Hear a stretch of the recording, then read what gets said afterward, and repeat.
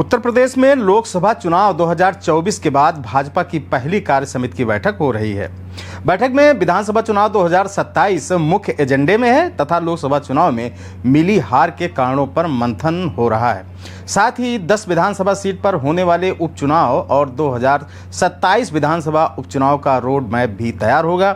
इस बैठक में सीएम योगी, दोनों उप मुख्यमंत्री सहित भाजपा के कई नेता राम मनोहर लोहिया विश्वविद्यालय में बीजेपी कार्य समिति की बैठक में भाग लेने पहुंचे हैं।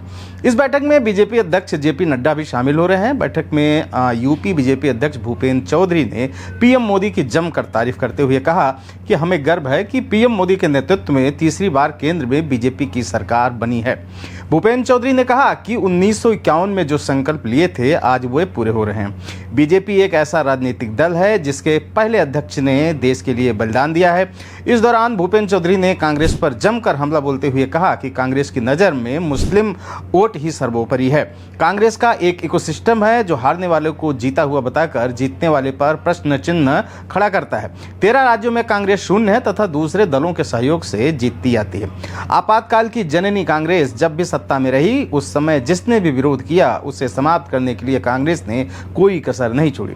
इसके साथ ही उन्होंने कहा कि बीजेपी अपने सभी कार्यकर्ताओं के साथ कंधे से कंधा मिलाकर खड़ी है। भूपेंद्र चौधरी ने कहा कि हम संकल्प लेते हैं कि आगामी विधानसभा चुनाव में 10 सीटों पर होने वाले उपचुनाव में 100% विजय हासिल करेंगे। अगली लड़ाई स्वार्थी, परिवारवादी और मोदी परिवार के बीच है, राष्ट्र विरोधी और राष्ट्र भक्तों के बीच है, धर्म और अधर्म के बीच में है, भ्रष्टाचारी और सदाचारी के बीच है। 2047 तक भारत को विकसित राष्ट्र बनाने के पीएम मोदी के संकल्प को हम सब मिलकर पूरा करेंगे। उन्होंने कहा कि 2027 विधानसभा चुनाव में बीजेपी की जीत सुनिश्चित करने के लिए अभी से कमर कस के तैयार हो जाना है और जीत का संकल्प लेना है। राज्यसभा सांसद दिनेश शर्मा ने कहा कि हमें उम्मीद है कि पार्टी 3 गुना बहुमत से उपचुनाव जीतेगी। यूपी सरकार के ऊर्जा मंत्री ए के शर्मा ने कहा कि मैं अपने अध्यक्ष जेपी नड्डा का प्रदेश की जनता की ओर से स्वागत करता हूं। मुझे उम्मीद है कि इस कार्य समिति की बैठक के बाद हमारे कार्यकर्ताओं, संगठन के पदाधिकारियों को नई ऊर्जा और नई दिशा मिलेगी। मंत्री दिनेश प्रताप सिंह व बीजेपी नेता मोहसिन रजा ने भी अपने अपने विचार रखे। फिलहाल इस समय बीजेपी के सामने उपचुनाव की बड़ी चुनौती है।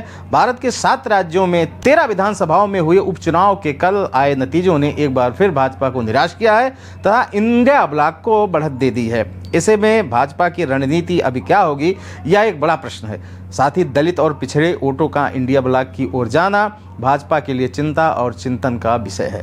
लोकसभा चुनाव में सवर्ण मतदाताओं की नाराजगी को शांत करना भी बीजेपी का एक बड़ा मुद्दा होगा। साथ ही महंगाई और बेरोजगारी की चुनौती तथा सहयोगी दलों व पार्टी के अंतरकलह तथा अधिकारियों का बेलगाम रवैया भी भाजपा के लिए एक चैलेंज है। इस खबर में बस इतना ही। मेरा नाम विवेक है और आप अनादि टीवी उत्तर प्रदेश देख रहे थे। बहुत बहुत शुक्रिया। अगर आप इस वीडियो को YouTube पर देख रहे हैं तो चैनल को सब्सक्राइब करें और बेल आइकन दबाना ना भूलें। अगर Facebook पर देख रहे हैं तो चैनल को लाइक करें।